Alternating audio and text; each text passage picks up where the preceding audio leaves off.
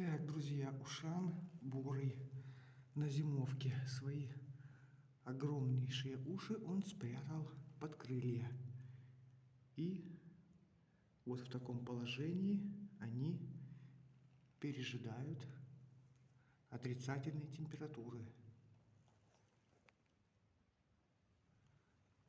Вот он так притаился тихонечко и ждет, когда температура на улице, а соответственно и в данном убежище, повысится.